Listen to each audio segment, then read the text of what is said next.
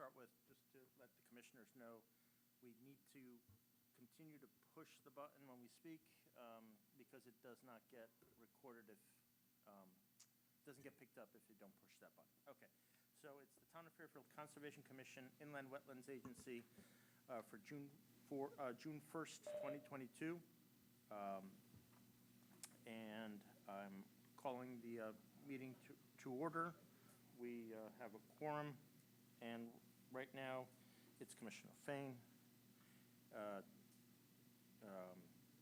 Who else? For Peter and Commissioner Bowen and myself. And as of right now, won't be able to appoint any alternates, but if other commissioners come, we'll be able to do that then. Where's Peter is an alternate, but I will make him a full member for today's meeting. Thank you. You should just become a regular member. You're always here. And number 3, approval of the draft meeting minutes. What I'd like to do to speed this up, commissioners, if you have any questions with any of the minutes, let me know now. Otherwise, I'll take a motion to approve all of them all at once. So moved. Okay, so then by just acquiescence, all of them are approved. Yep, consensus. And what I'd like to do now is to take 2 items out of order based on what's on the agenda. The first item I'd like to call is item 4, applications for discussion, number 2, WP 22-158, John Fallon, 150 Villa Avenue, map 33, parcel 75A, subdivide into 4 parcels and construct new houses on 3 parcels within a regulated area. Last day for public hearing and decisions July 8th, 2022. Last regular meeting prior is July 6th, 2022. Is Mr. There he is. I'm going to hold down the Attorney button. Fallon, thanks for coming. Thank you, Mr. Chairman. Thank you also for accommodating us out of order. So the property is 150 Villa Avenue. It's a vacant parcel, comprises 3.71 acres. You do have a favorable staff recommendation, which we are in concurrence with. This proposal, and I'm using air quotes as I'll address in a minute, is to subdivide this property to create 4 parcels. 1 parcel would be an open space parcel. 3 parcels would be for single-family homes. Theoretical, and I'm using the air quotes again, construction of the 3 homes to occupy the upland area on the site, on the eastern portion of the site, as is detailed in this staff report. I know you had a briefing on this very unique matter, I believe, from the town attorney at one of your meetings previously. The reality here is that this, quote, proposal is most theoretical because these houses will not be built. And the reason be built is the town has entered into a contract with the owner of the property, my client, who I'm here tonight representing. And under that contract and agreement, the 3 lots will be donated as a gift to the town by the synods by way of warranty deed. Parcel A, which is the open space parcel, will be purchased by the town under a contract that is in place. The town will utilize both Parcel A and the 3 quote-unquote lots solely for purposes of inclusion in the Capital Rooster River Improvement Project. So none of these lots, although the staff report and recommendation is properly and as it would normally be, very detailed and careful in terms of the specific and general conditions of approval, but none of these lots will in fact be developed. None of these houses will be built. The approval, however, by your agency and ultimately the TPZ will allow the owner to assure himself of a tax benefit regarding the donation of the property to the town. And that's why we're here. We investigated this carefully, and based upon advice of tax accountants, they felt that in order to have a value established, we needed to not only have a theoretical approval, but actual approval. So we appreciate the time and efforts of the staff. We also appreciate your waiver of the fee under these circumstances. The agreement provides the contract that the warranty deeds will contain a restriction that there will be no building or structure ever built on any of these parcels, except as may be required as part of the improvements to facilitate the Rooster River Improvement Project. We don't see many like this, but we appreciate the help and courtesy of the agency and the staff so that we can facilitate a sort of win-win for everybody here. The town gets a valuable piece of property for their flood improvements, and the client gets an opportunity to make a meaningful donation, but also gets some tax benefit from the process. Thank you, Counsel. Commissioners, any questions? Comment? Please. And thank you. Jay Fain. I think this is a great disposition for this parcel. I've walked the property. It would be a difficult property to develop under some circumstances. I don't want to elaborate on that, but this is absolutely the best possible thing that could happen to this property. And I think it's going to be a real benefit to the town, too, in the Rooster River project. Would you like to make that into a motion? Yeah, I'll make a motion to approve. Second. All in favor? Aye. Motion carries. Thank you. Thank you again, Rick.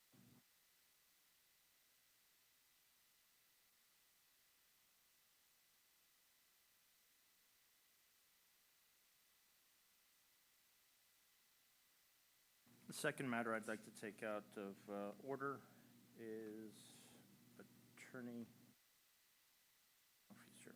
Well, I'll call it.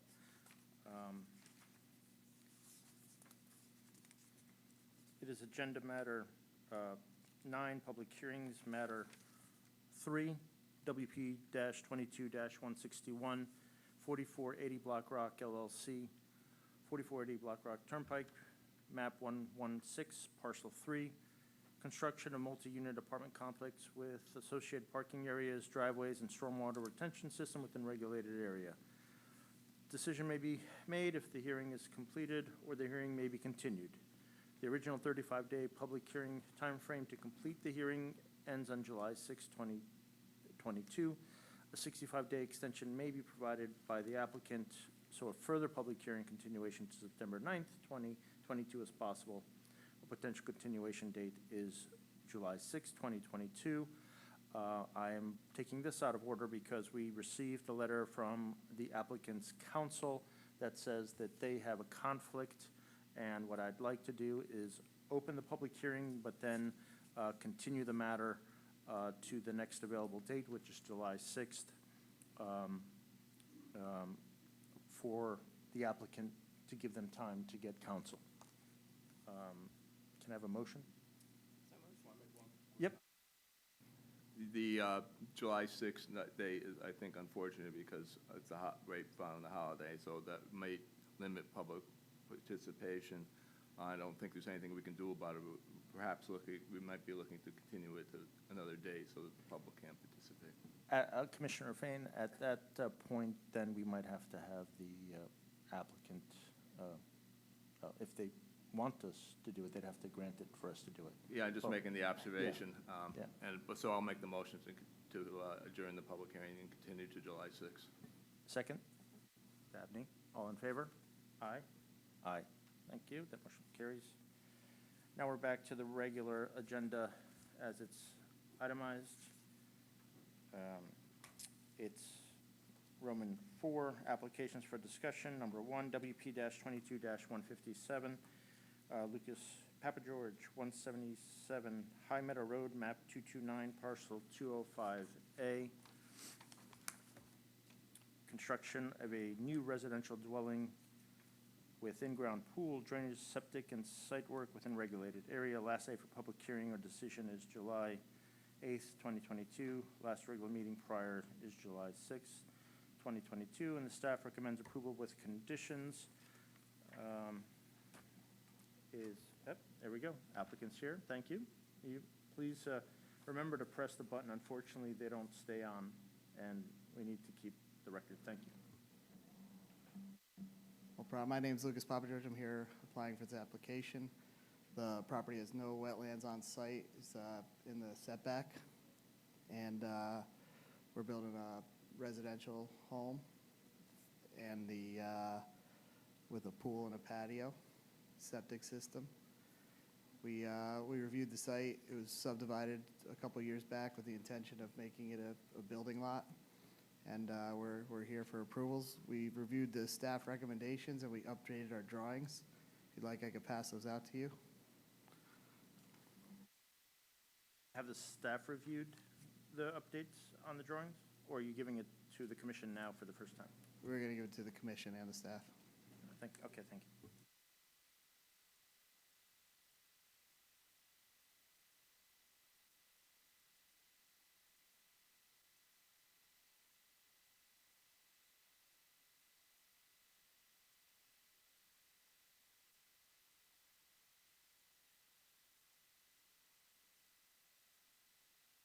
So you can see we added to the drainage to meet what the staff's requests were, and added some swales on the property to maintain water on our property.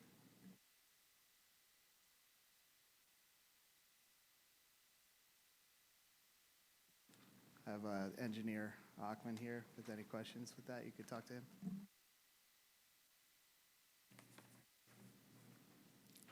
Good evening. My name is Mark Achman, professional engineer, P24913 for the record. We addressed the staff review comments mainly in discussion with the having the post-development 10-year runoff to be below or at a runoff rate less than the 2-year pre-development runoff rate. We did this by incorporating swales and berms along the northern, eastern, and southerly property line. Those berms and swales will go into 3 additional area drains, which will then be routed into a 24-inch or 28, 24-inch concrete galleries. We also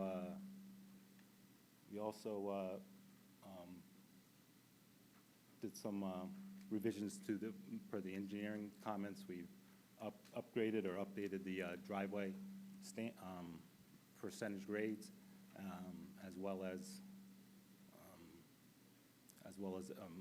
incorporating some additional silt fence near the proposed the existing conservation easement along the western side of the property.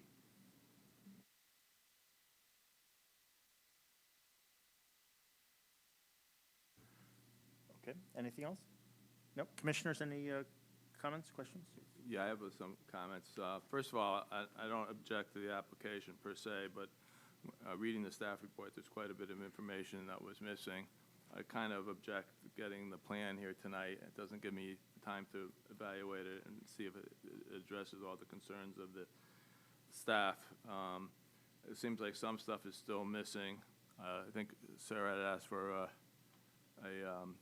planting plan. I don't see any of that incorporated into the design at all. I wanted to know a little bit too about this parcel B.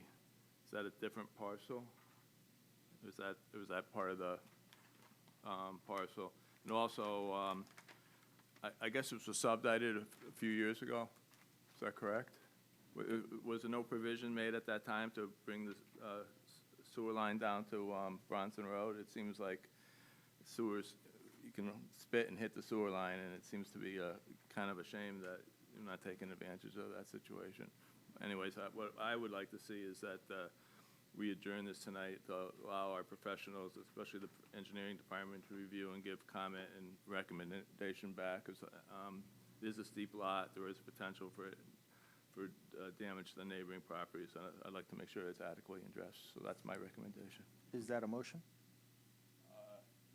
You want to continue this discussion first, or you just want me to make the motion? I'd be happy to make it. You can make it anytime you I'll want. make the motion that we adjourn this to the next available meeting, so we can have the plans reviewed by our professionals, both staff and engineering staff.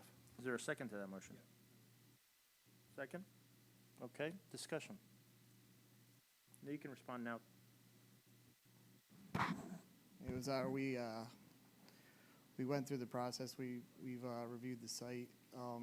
We worked closely with the whole department this whole time, and planting plans are on a regular basis are approved by staff, along with the engineering plans approved by the engineering department.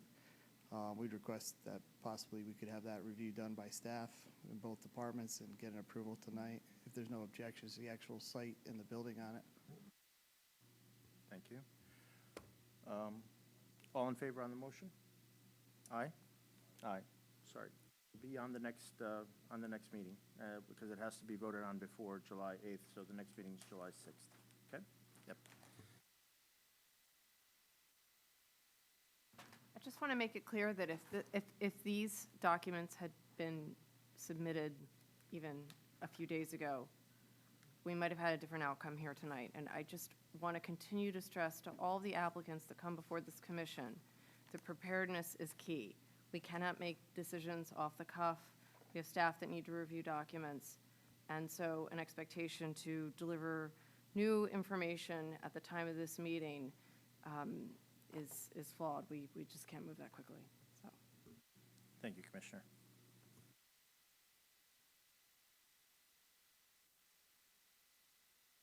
Back to the agenda. Roman numeral 4, applications for discussions. We are at number 3, declaratory ruling request, Bronson Meadow.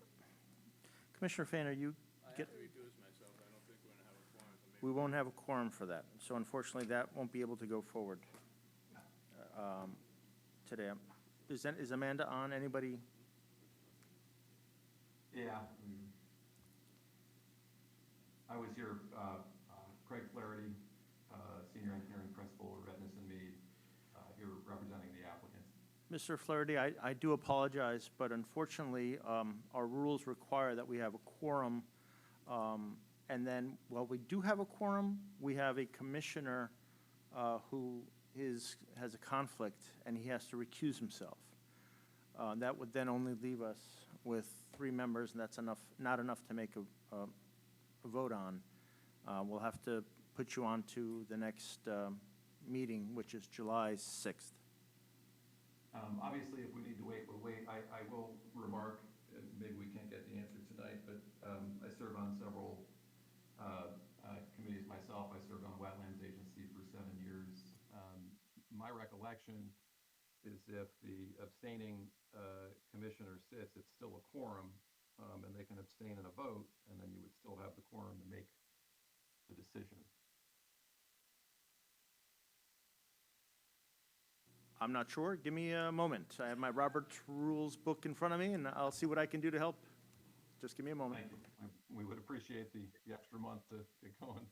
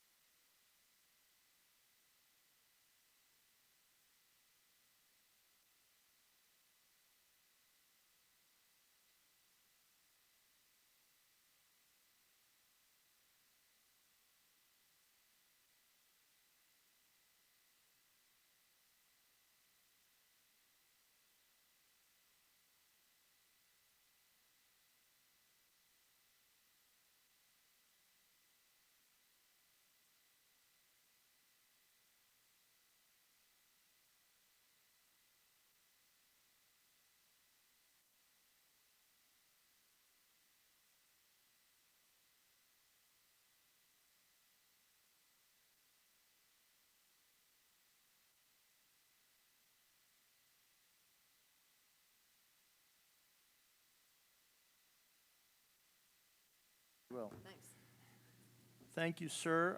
What we have come upon is that the quorum starts the meeting, and then if there's a recusal, as we have here, then it'll simply be a majority of the remaining members, so we can move forward with your application tonight. Excellent. Thank you very much. I can start when you're ready, or if you have to read it.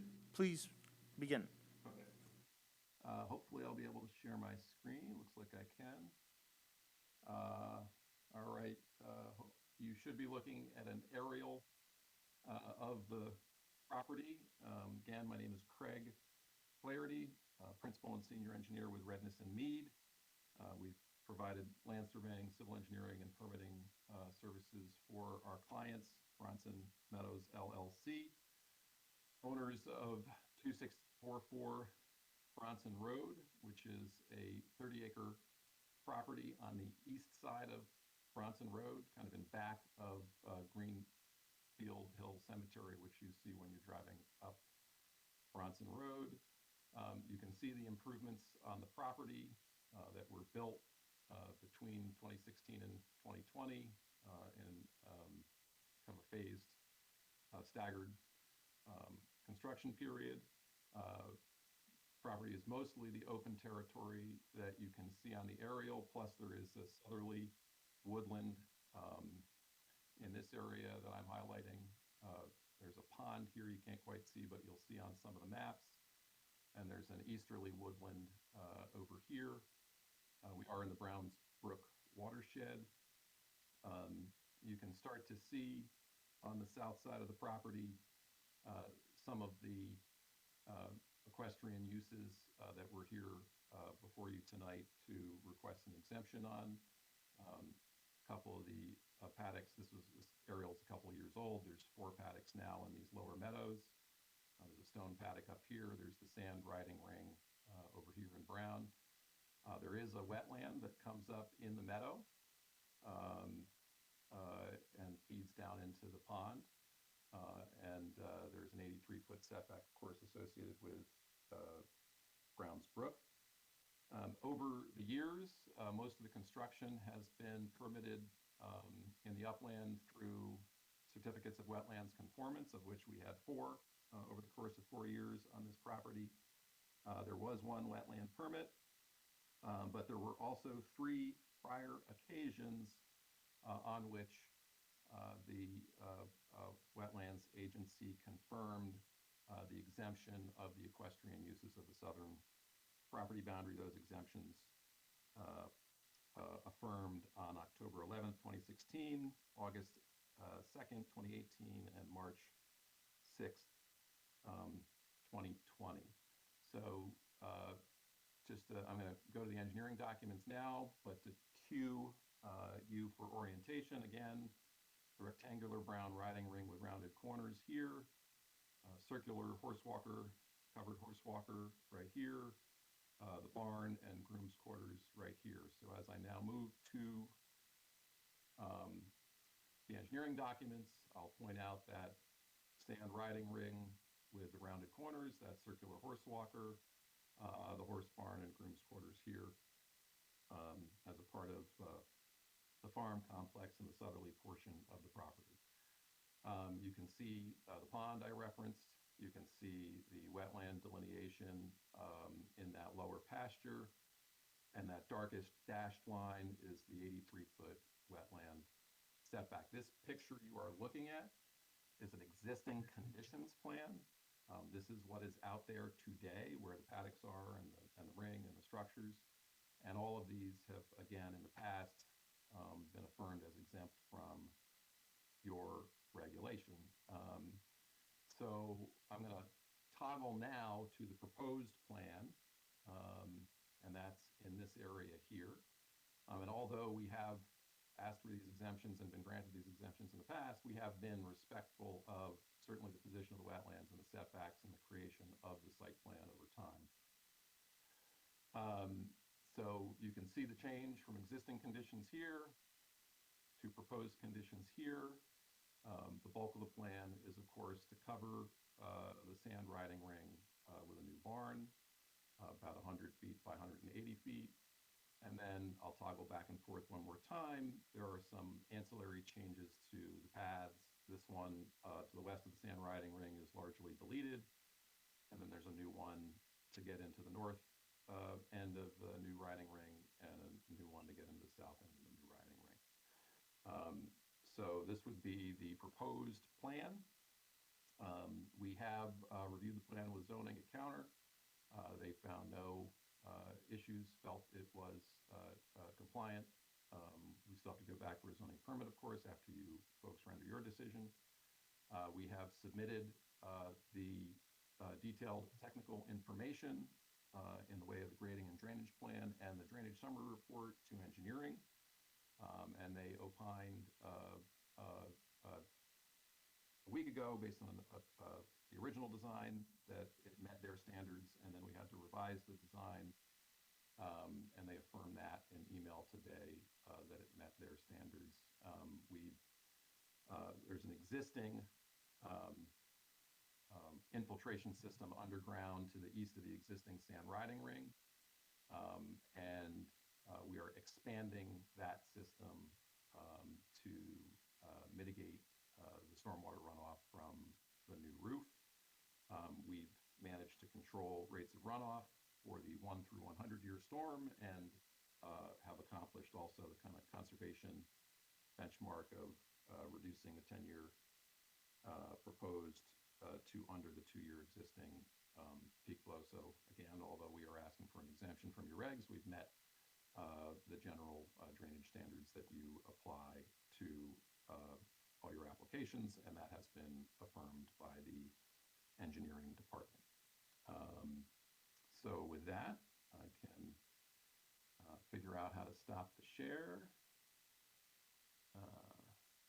Maybe. There we go. And I'm happy to answer any of your questions. Commissioners, any questions? Just that was very helpful. Any motions, or do we, yeah, I think we have a motion to, you motion as second, that it's as of right because of the farm use? Yes. Yep. All in favor? Aye? Aye? Oh, motion carries. You're all set. Thank you very much for your time. Have a good night. Thank you. Now we're at Roman 5, applications for receipt. Number 1. Is this Commissioner? There he is. Yay. So Commissioner Fain is back on. And number 1, WP-22-169 Hudson 875 Mill Hill Road, map 228, parcel 95. Installation of a curtain and deposition of fill in rear yard and construction of an in-ground pool within a regulated area. It's Shut this down, I'll let her shut it down.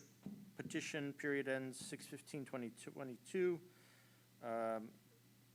Is last day for public hearing or decision is August 5th, 2022.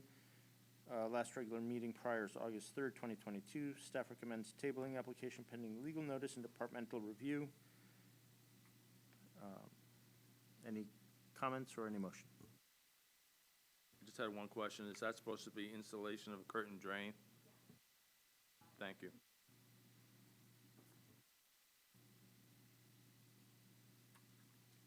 Do we need a motion to table it, or can we just do it? Just do it? We're just receiving these. I'll make a Receiving motion this, to right? Yeah, receive it. okay.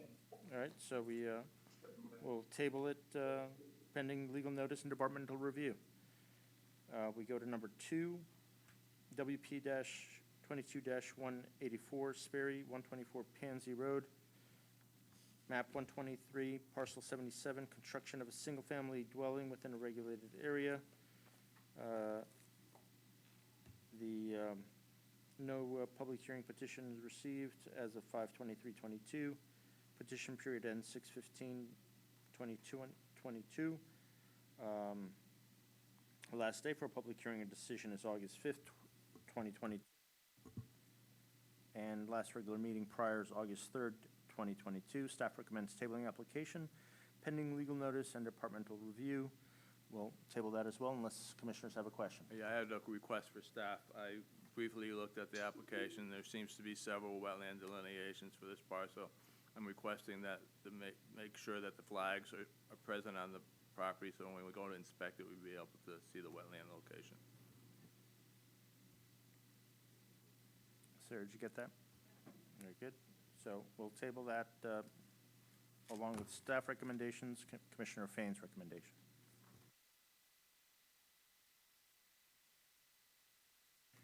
We're Roman 6, bills and bond releases. There are none, so we go to Roman 7, legal enforcement actions. Number 1, show cause hearing, Joseph Worthington, 230 Catamount Road, map 217, parcel 23, conducted work within a regulated area without a permit. Anybody here for that?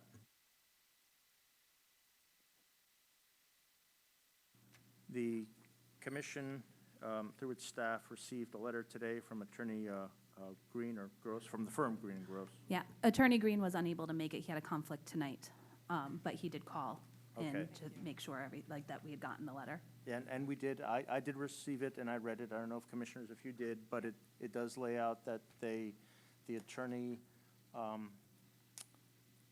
well, he does take responsibility for not doing what could have been done, but he's adamant that he will do that now. I would, I'd offer that we continue this to the next meeting to allow the attorney to do his work and file an application. And I would ask that the staff reach out to them and say, we don't want to wait for the application. He can do that now and he can do the survey later. I was saying, when I talked to him earlier, he was working on the application online, Excellent. so. Perfect. Are we all, it's all good to continue? Yeah, and just for the record, I want to point out that based on a conversation that I had with Tim a few weeks ago, the homeowner was very apologetic and wanted to do right and wants to follow the process. He was just unaware. Thank you, Commissioner. Moving on to number 2. It's continued. It's a show cause hearing. Janine Norwood, 120 Wakeman Lane, Southport, map 246, parcel 5C, clearing of wetlands, vegetation, and deposition material within a wetland. Anybody here for that?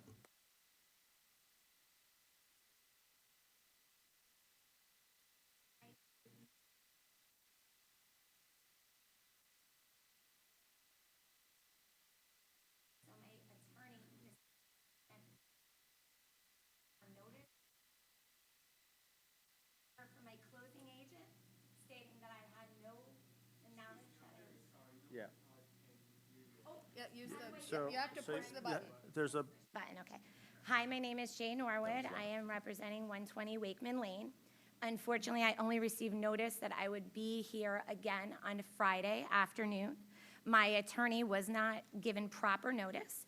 I just handed Tim Bishop a letter from my closing attorney, and here is from Paddock. ma'am, Also perform my title search on the property.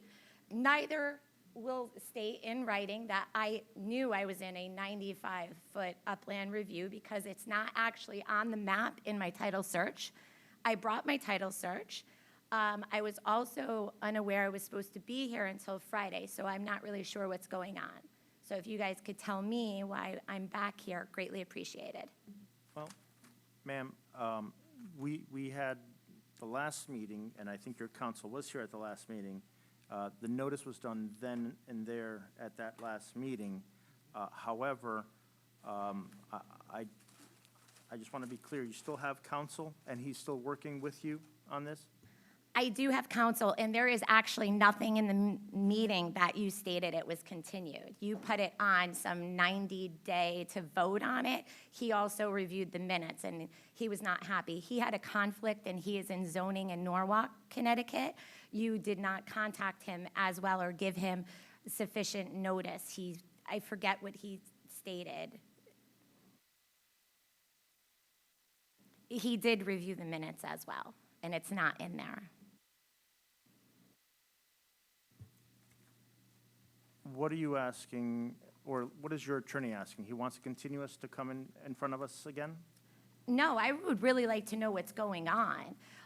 To my knowledge of everyone I spoke to about a cease and desist, there's a burden of proof on your commission to show that I had cause, I did something wrong. I just produced to you letters from my title company and my title search.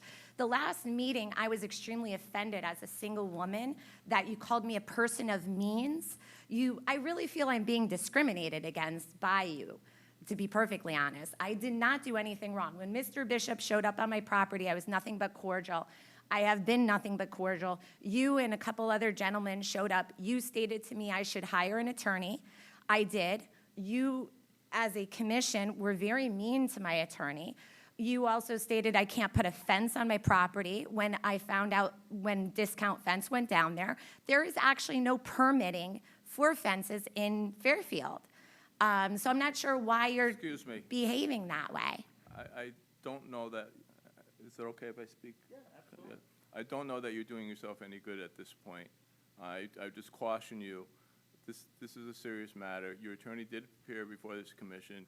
You have been served. There will be a hearing in which you can present evidence. But at this point, you have to have respect for this commission, and we have our expert, Tim, has evidence that he will present in terms of the violation. Thank you very much. I have a lot of respect for you. I'm not sure you have enough respect for me. Someone called me a person of means. I'm not sure if you would ever call a man a person of means. I have worked very hard to buy a house in Southport, Connecticut, and I did not know at the time I was doing anything wrong. I have just provided, if you'd like my whole title search, I have that as well. I have provided for you a letter from title stating that it is not in my title search. It is, my attorney did not tell me this. So at the time, I had no knowledge of myself doing anything wrong. I'm not sure why no one's helping me. You do this every day. I do not. I have spoken to a lot of people. I need help. I have no problem complying, but when you tell me I cannot protect my lot and I cannot do things that everyone else in the town of Fairfield can do, and again, people called me a person of means. Okay, What does ma'am. that mean? Well, Why am I being treated this way? You're I not- don't, and why wasn't my attorney notified? Your attorney was here, and I have the minutes here. I'm going to read them again into the record. So Commissioner Bowen and Commissioner Boucher, who seconded, moved that the violation on the land records, if the property owner does not submit an acceptable restoration plan within 90 days, so that if you don't have a plan within the 90 days, we can record it in the land record. So I will ask now my staff, was there anything presented to you from the last meeting until now regarding this property? No, not at this time. Okay, so at the last meeting, your attorney was here. We explained to him what the situation is. And since then, we had no plan, nothing from you or your representatives. However, since that happened, you're here now. That's still our ruling from the last meeting. You still have another 60 days to go. If you'd like to continue and say to us, I'll come back with counsel and do what we need to do to remediate, and you can do that. Coming here with a letter from Caddick and maybe your attorney without the actual backup information, that's fine. But again, just as Commissioner Bowen said to the prior applicants, bringing it here now will not serve you because we're not going to be able to do anything with it now. However, I think for purposes of getting yourself, again, you have representation. You stated that there's representation. I think it'd be best if we get a motion to put this on to the July meeting. So you have to prove I did something wrong. At the time, I had no idea I was in this whatever I'm in until Mr. Bishop walked upon my land and gave me notice. I had no idea. So I own a mortgage company. So for me, I took this very seriously because the town of Fairfield, and I have provided everything, and you guys can do your due diligence and look at it. You have to disclose to the consumers what we are purchasing and come after me, and now I have to spend all of this money and you attack me? Again, that's not what a cease and desist is by definition. You made allegations. You have to prove. The burden of proof is on you. I've also brought my neighbor, if you'd like to speak to him. He's lived next to me for 21 years. You tell me I cut mature trees. He will say I did not. They were diseased Mr. Chairman, trees. Can I make a motion to adjourn this to the following meeting? I don't think this is going anywhere. Is there a second?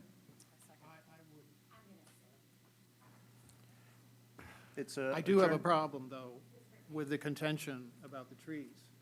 Oh, I know. Well, If you want to adjourn, but Commissioner, we're just voting now on the motion to the next meeting. Are we all in favor on that?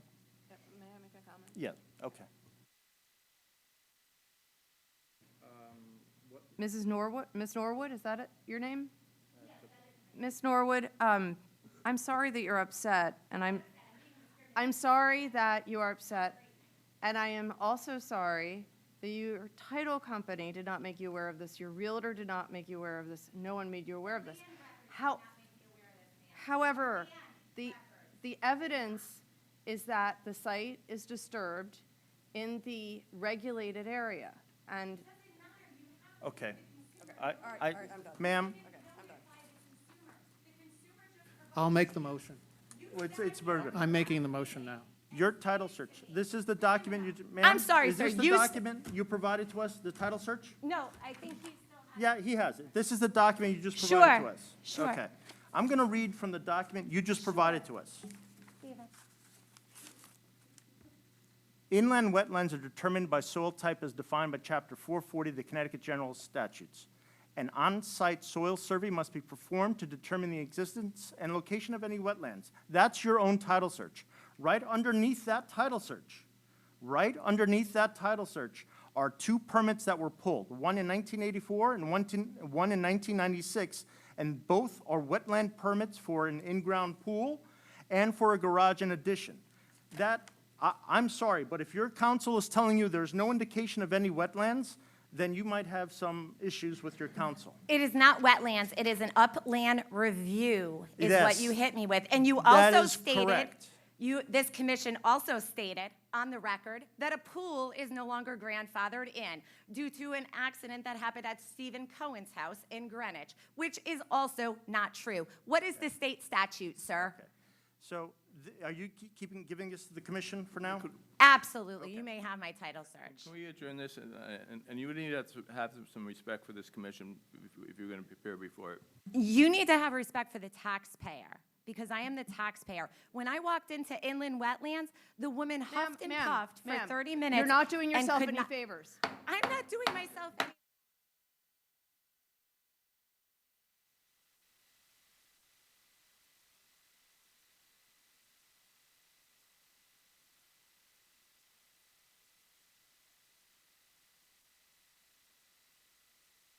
Now we're at Roman numeral 7. Oh, I'm sorry, 8. Staff report. Number 1, reports from the Conservation Department. A, WCW permit application received 16. B, notice of violations issued 1. C, bonds released 5. Do you need to discuss that? No? No, Commissioners, do you need any update on that? Okay. And we can talk about number 2, which is site walks for June.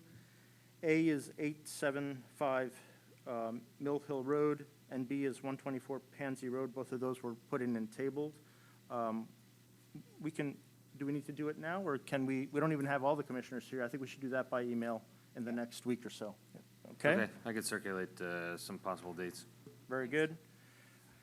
Now we're at Roman 9, public hearings. Number 1, Town of Fairfield Wetlands Map Amendment. And it says, decision may be made if the hearing is completed or the hearing may be continued. The original 35-day public hearing timeframe to complete the hearing ends on July 6, 2022, with a potential continuation date of July 6, 2022. Hello.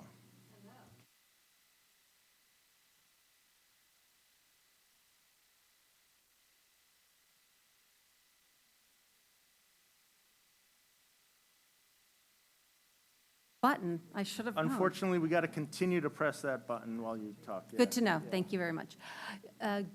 Good evening. My name is Megan Raymond. I'm a professional wetland scientist and registered soil scientist with SLR, and I'm here tonight representing the town of Fairfield on a map amendment specific to the remapping or elimination of tidal wetlands from the town of Fairfield wetland map that was created in 1994. I did provide the commission a background on the project a few weeks ago, I think at the last meeting. I think that was in the May meeting, I believe. And essentially, the work or the effort stemmed from the need to disseminate between tidal wetlands and inland wetlands on your town map, which had not been present. That is not the existing condition of those 1994 maps. So the effort focused on the tidally influenced areas in town, and we looked at the state statute, which obviously defines very specifically the inland wetlands, which are poorly drained, very poorly drained alluvial or floodplain soils, versus tidal wetlands, which are those areas that exist along a shoreline that have fluctuations of tide, the semi-diurnal tides in our area, have connections to tidal waters, exist at an elevation 1 foot or below local extreme high water, which in this case in Fairfield is approximately elevation 5.7. So what we did to advance this remapping effort was to look at your existing map, and you have a grid system which identifies approximately 180 grids. It's A through L, west to east, 1 through 21, north to south, 180 grids. About I think it's 0.5 miles by 0.75 miles are the grids, so alphanumeric, and honed in on the area that would experience tidal fluctuations, which obviously down on the shoreline and in your estuaries in Ash Creek and South Pine Creek, et cetera. And the results of this effort are presented on the maps. I brought some existing conditions map, which you see here in green. I can't really point very well with my finger on the button, but in green are the existing full compendium of wetlands as per the 1994 map. And then I'm going to switch the boards to show the proposed, which again allows for just the demapping of tidal wetlands. And really the purpose of this is that there's a jurisdictional difference between inland wetlands, which are locally regulated by your commission and others in various towns across the state, and tidal wetlands, which are regulated by the state of Connecticut specifically. So that's the need for this.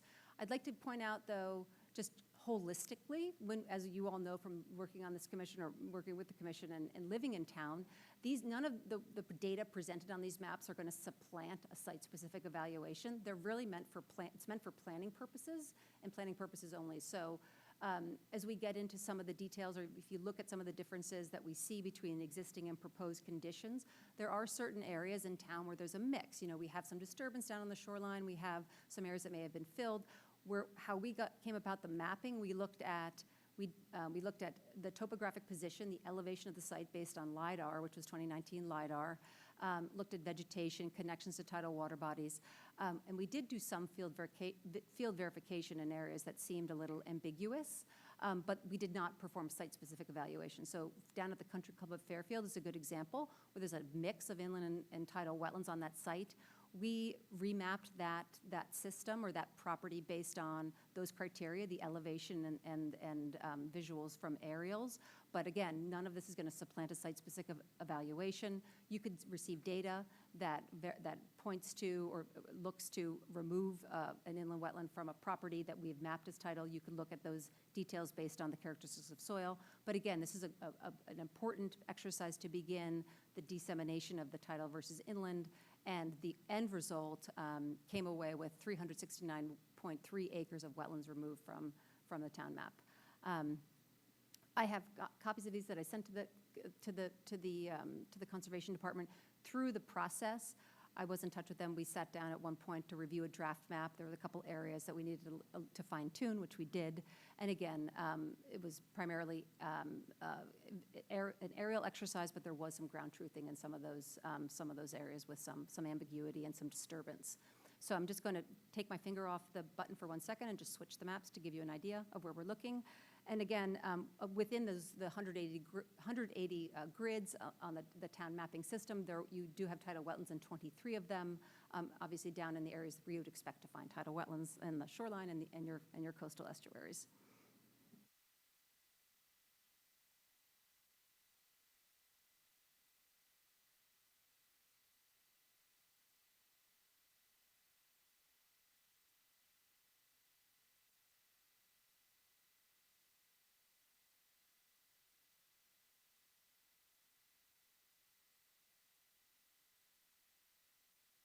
And that provides a summary of our work on this, and I'm pleased to answer any questions or take direction from the commission at this point. Thanks very much. Commissioners, any questions? I guess I have some comments. Mike, these are great, and it's a great resource for the town to have and a great resource for staff to have, but as you said, they're an approximation, they're estimation. I think we need to have the proper disclaimers on the note. Basically, two of them at least. One is that just because the information is reliable but not guaranteed, that just because your property does not appear on this map does not mean that you do not have wetlands on it or could have wetlands on your property. So that's number one. And then with regards to the tidal wetlands, that again, as you said, there's some overlap between the inland wetlands and the tidal wetlands. So just because a similar disclaimer should be included on the map, that just because it shows it's tidal wetland does not mean that it could not be inland wetlands also. It could be, some could be dual jurisdiction, some could be singular jurisdiction, but we need to have a note and, cite the statute of, and the requirements regarding elevation, mapping, and the vegetation in terms of, that's how tidal wetlands are determined in Connecticut. Thank you. Commissioners, any further questions? Thank you so much for that.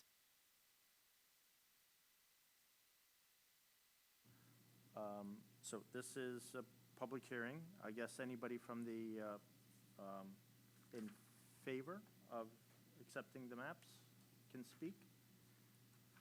And, sir, if you can press the button as you speak, it says push.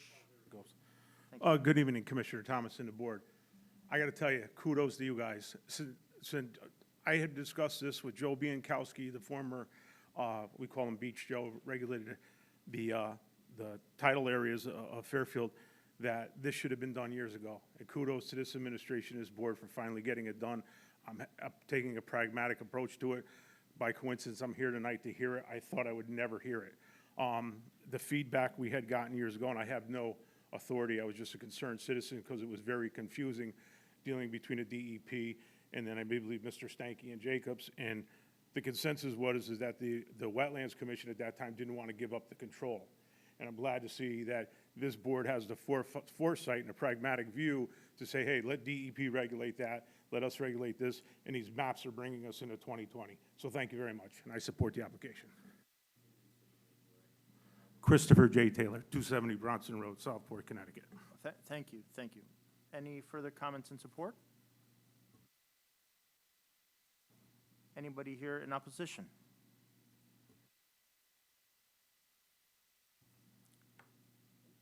Commissioners, I'll entertain a motion to accept the maps. Motion? Anybody second? Oh, I'm sorry. Make a motion to accept the new maps? With the new delineation of wetlands And then the disclaimers? and the disclaimers mentioned by Commissioner Fain. Any seconds? Peter, second? Yeah. All in favor? Aye. Aye. Great, thank you very much. And we'd like to thank you for the work that you did. It's, as you can see, it's going to be a help. Thank you. We're pleased to assist. Thanks again.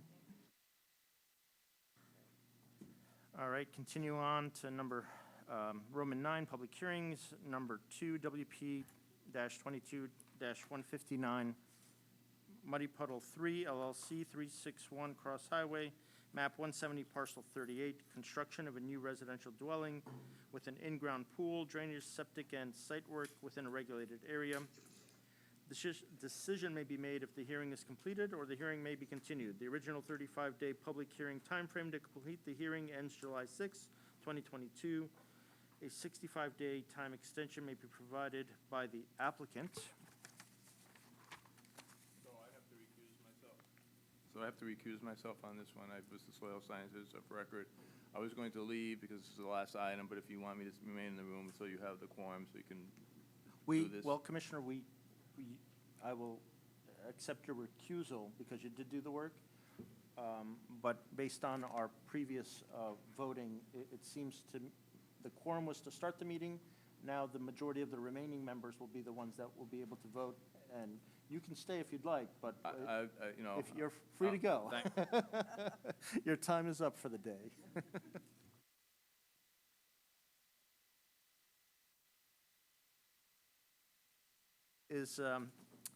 The staff recommends approval with conditions, and I'll ask for the applicant or his representatives to speak. Thank you.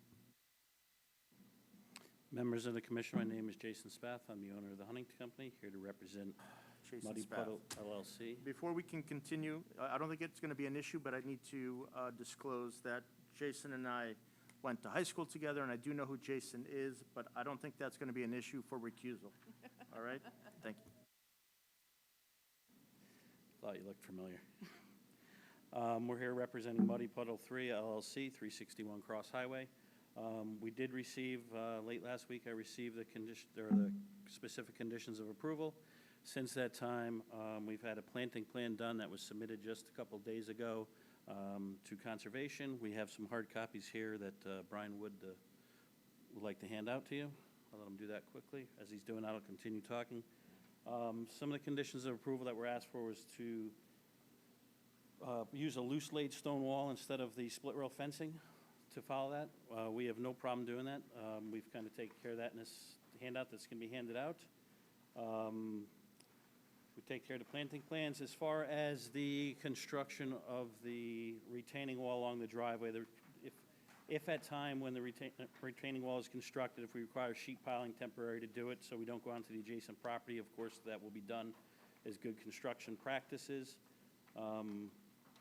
And on one of these comments was the engineering department requested some additional calculations for soils testing. Those calculations, we did 2 or 3 additional test holes and a perk test on April 21st, and they were submitted to engineering, and I believe an email was sent as well on April 22nd to Conservation, and we satisfied those comments by engineering, but I don't see where you have that. You still have that in this report. So I'm just following up on that. We can follow up, but they were done. Test holes were done on, like I said, April 21st. Revised map submitted to, we have it down as Conservation and 422. I'm going to let Brian Wood talk about the wetland side of it, because I'm sure that's what you'd rather hear.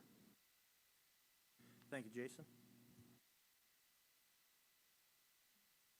Thank you, Jason. I'm Brian Wood. I'm a professional wetland scientist, soil scientist, arborist, certified lake manager. I was brought on really recently by the applicant.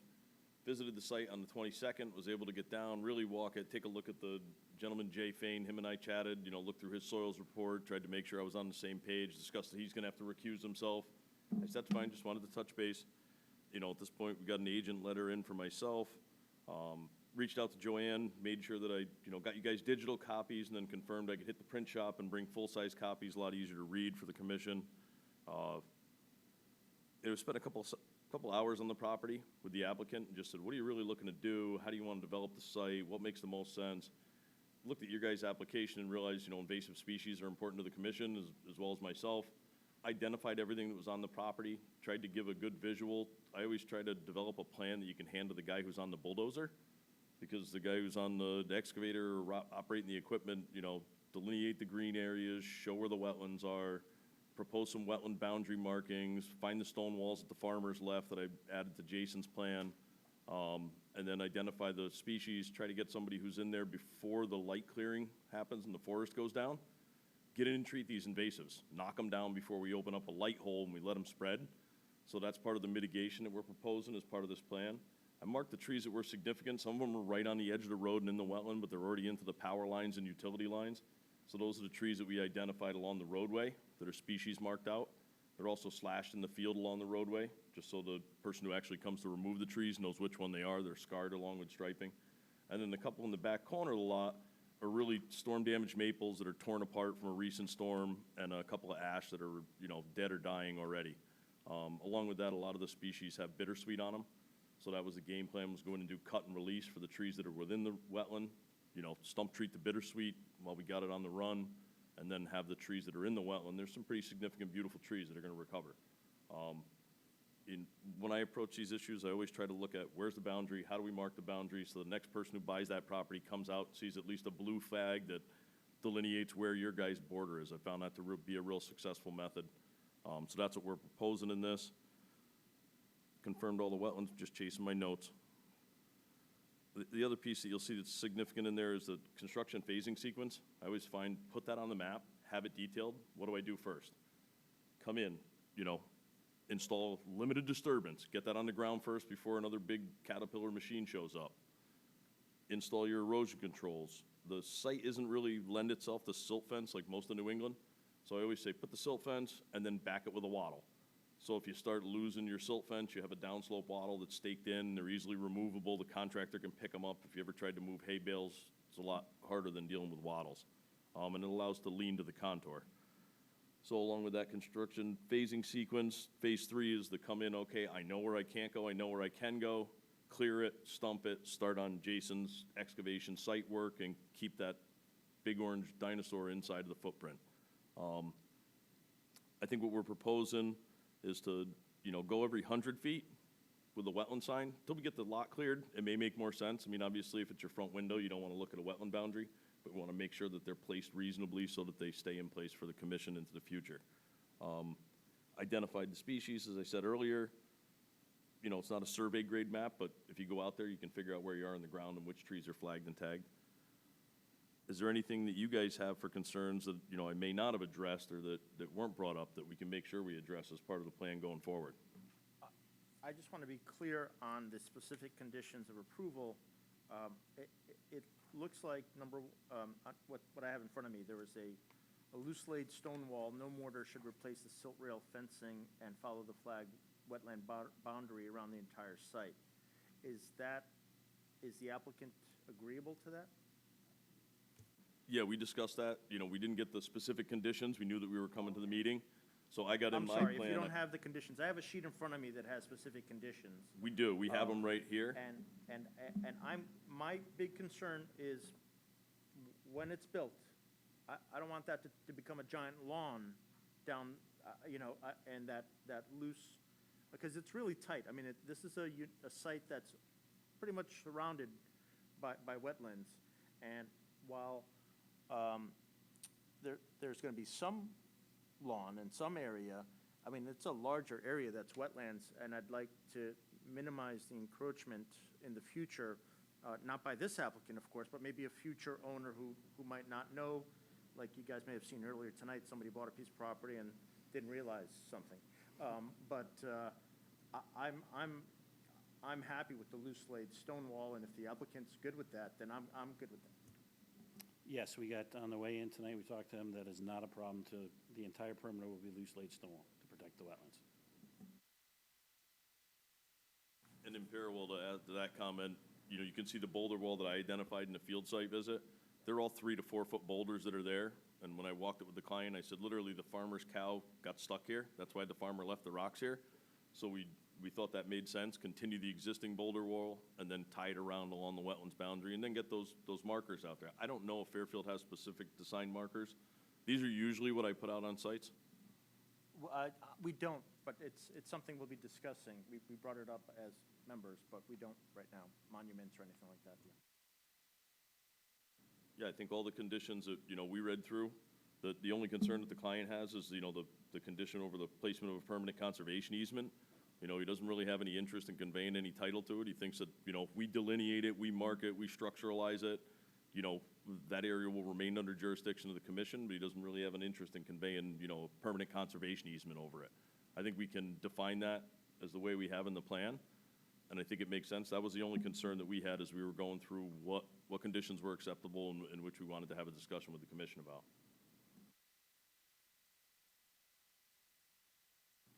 Well, thank you for that. Commissioners, any comments?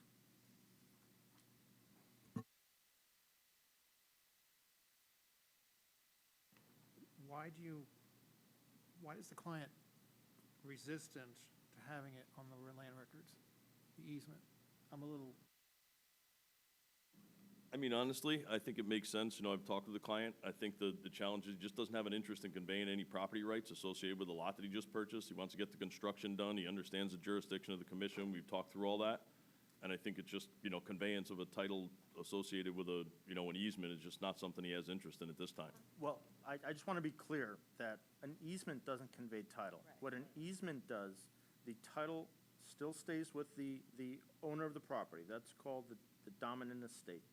Then the servient estate is who can use it.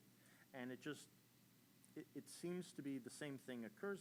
It's true. However, with the easement, it's clear that there's something on the land records that piece of property is limited to what is allowed within the easement that's recorded on the land records.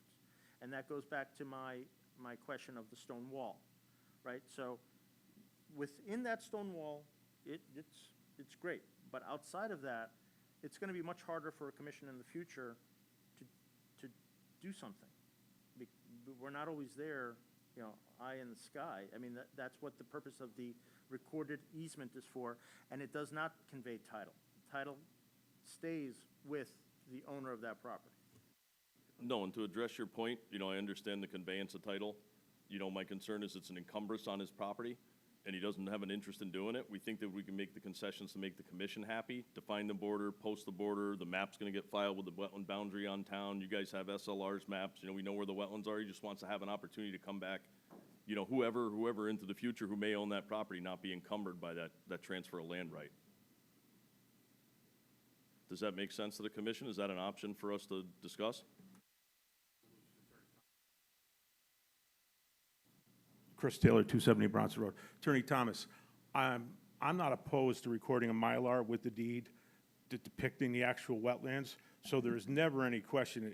It'll kill two birds with one stone. It'll alleviate me from giving an easement, which I'm not comfortable doing. I feel as though it's a quid pro quo, and that's no offense to this board. This lot has no impact on the wetlands, so I kind of feel like it'd be saying to zoning, hey, you can build the building, but you have to buy us a fire engine. What I am happy to do is have Jason Spath record on the land records a Mylar depicting and pinning the wetlands, which would alleviate your concerns, and it would be a permanent record for the whole world to see. I appreciate the comments, Mr. Taylor. I have to tell you, I'm a little uncomfortable, only because we tend to do that, and we don't get so much pushback on it, and I don't mean to be overhanded, but not even all my commissioners are here tonight, so it's three of us doing this. The only thing I can possibly do tonight is continue this to think about it, because I think I would want, I would want some more thought on whether or not an easement should be required or not. If I may. Attorney Thomas, so let me be clear on the record. So if I give a conservation easement, at any given time, can any resident traipse through that property and say this is town property? No. Can anyone from the town of Fairfield access that easement? Does it prevent me from doing anything restricted to boundaries, farming, grazing? Does it have any residual effect on the title of my property? Well, what do you mean grazing or farming? Say I want to plant a garden in the wetlands. I want to plant. You cannot plant a garden in the wetlands. That's the whole point of the stone wall. Okay. And that's why, you just proved my point. The whole point of that stone wall is whoever lives there, it's almost like an invisible wall. Okay. You can't go So you in don't there want anybody in the wetlands, period? You can't do things in there. You can't disturb the soil and dig and plant. Without permission? Right, but you can go in there and enjoy it. Oh, I can? Of course. Oh, okay. The way you're making it sound is like it's it's a. You can go in and enjoy it in its natural state. Okay, so You I can cannot walk in there, till I it. can walk my dog in there. It still belongs to you. Yes. Yes, okay. But you can't put a shed Oh, there. then I don't have a problem. I You can't put a apologize, sh- I was You misinformed. can't put a shed there. You can't put a No, I don't garden wanna in put a there. shed anyway. You can't put a bench in there, if it's, so. Yeah, no, I'm not looking to do anything in the wetlands. I just had a mental stigma with, when you hear easement, Right. it's, comes Right. permanent title. That's my lack It's of still- jargon, I It's guess. still your property. I'll give you a closer, you just asked if a town official can go in, which would probably be, let's say, like our director here, Tim. If he drives by and he sees wood chips in the easement area, he does have a right to come and talk to you. Absolutely. He has that right But without the If easement. there's nothing there, it's still your property. Attorney Thomas, I think it's a moot point at this time. I agree with you. I'll concede. Okay. So, just for the record, you're okay if we, as a condition to do a conservation easement on the out? I just want to add also that it disturbs me that you consider it a quid pro quo, and I hope that applicants that come before this commission do not share that sentiment, because we are charged with protecting land, and it's not if you want to do something, we will grant you that. If you do something for us, we're really just trying to protect the land, and the encumbrance that is on this property is that it can't be built on, regardless of whether there is an easement or not. No, So, and I appreciate your guys' thoughts. The biggest concern was we didn't have time standing in the parking lot outside the rain to discuss what is the conveyance of an easement, and I said, I can speak to the commission that we have no interest, we might end up with a continuance, but let's, Gotcha. it's a legal aspect of it. We want to make sure that Chris understood it as the applicant. I Well, would, in that case, Commissioners, let me take this time to apologize if I offended anyone. It was not my intent. When you Mr. hear Taylor, please easement- don't. Okay. We're just- Okay. I think if I can read the room, it's good to just, okay. I will entertain a motion to, I guess, this is a public hearing. To close the public hearing. Oh, I'm sorry, is there anybody, I apologize, is there anybody in support of this applicant? Okay, sure, come on up, and maybe help them push the button, and that would be great.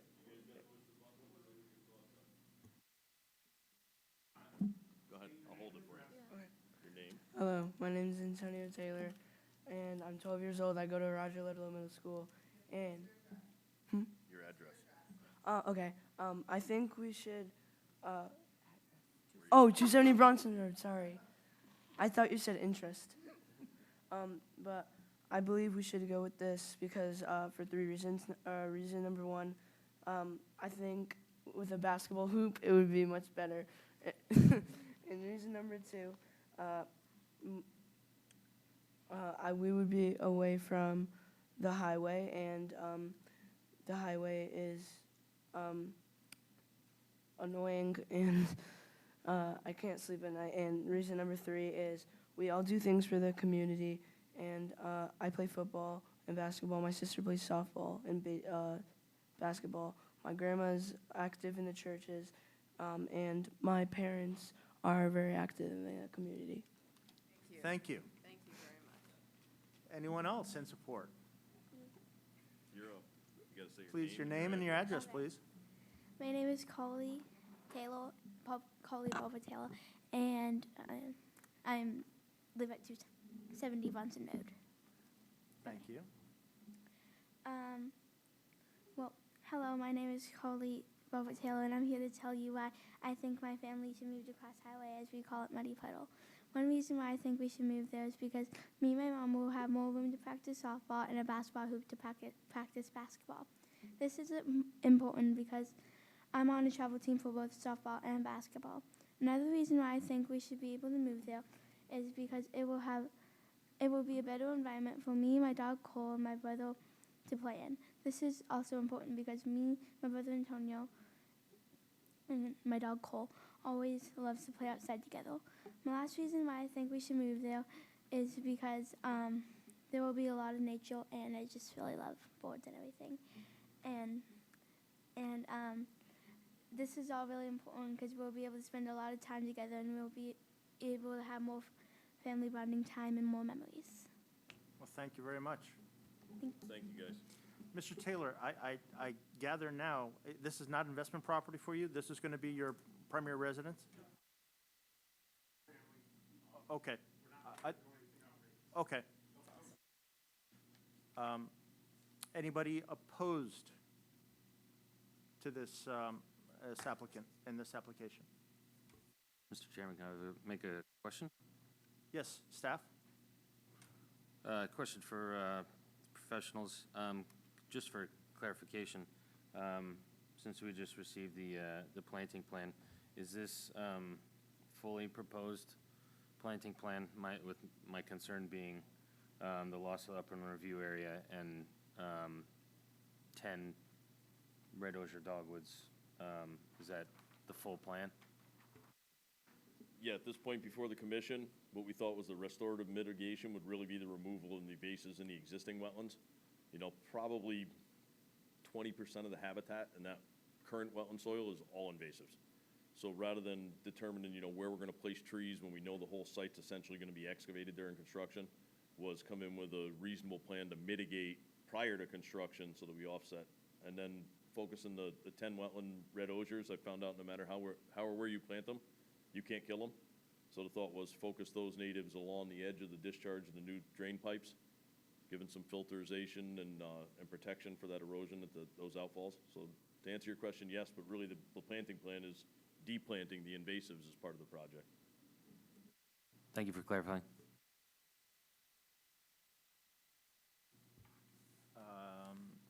Anybody else opposed, or any further questions from staff or commissioners? No? I'll entertain a motion to approve with staff conditions and conditions we discussed today.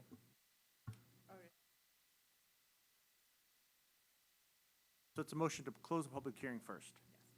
Motion, second, Commissioner? All right, all in favor, aye. Okay, so the public hearing now is closed, and now I can entertain a motion. Motion to approve with conditions. Motion to approve with conditions. Okay. Second, all in favor? Aye. Congratulations, sir.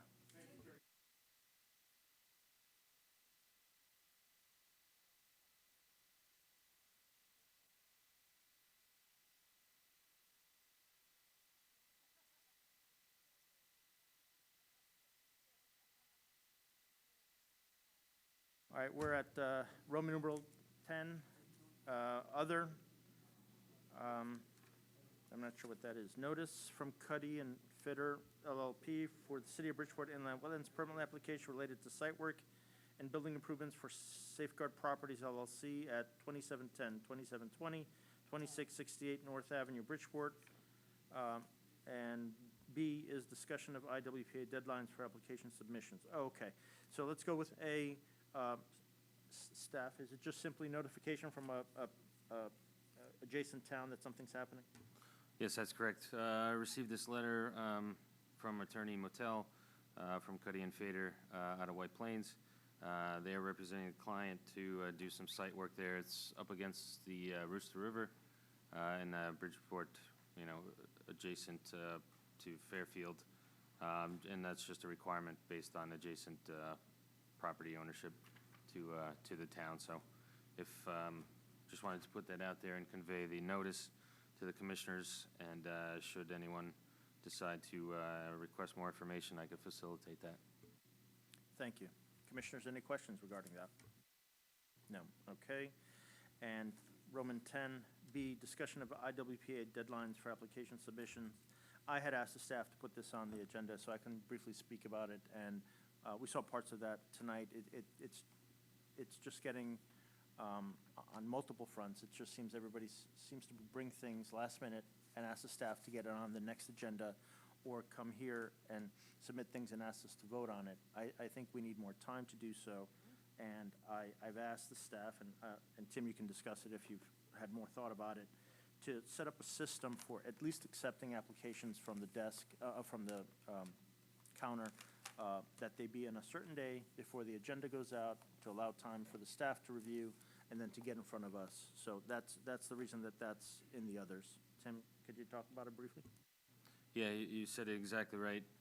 You know, we're running into that problem every month when we're trying to get out an agenda to commission and the public.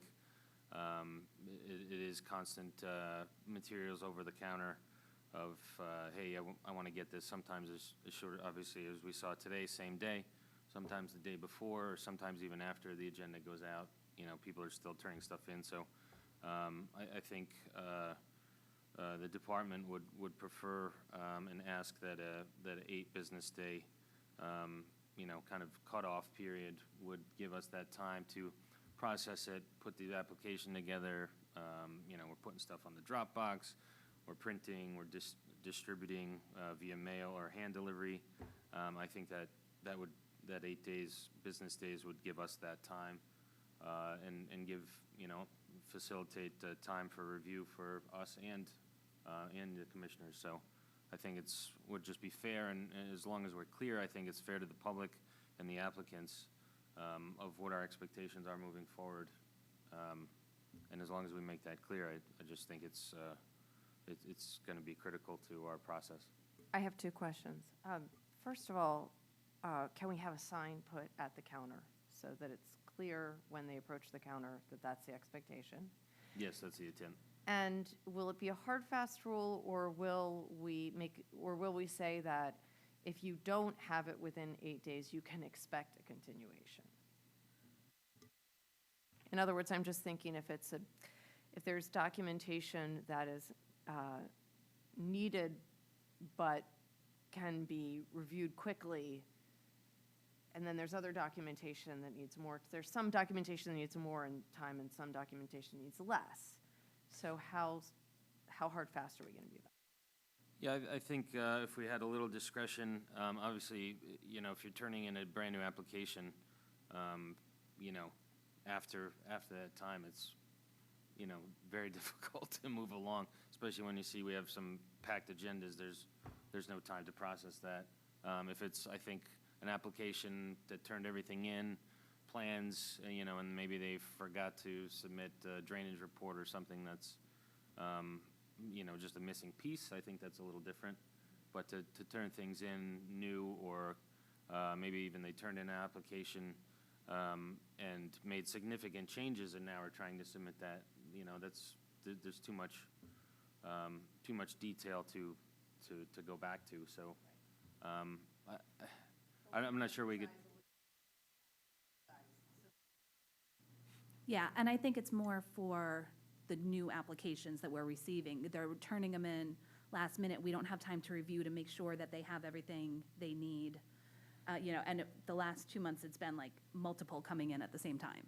So it's chaos when that happens. Yeah, I'm just trying to avoid a situation where we have an applicant who says, well, they submitted that document and they. Yeah, and I think like a plan revision as opposed to a full. That's exactly what I'm packet getting at. Yes, exactly. So I think we can make some discretions with that.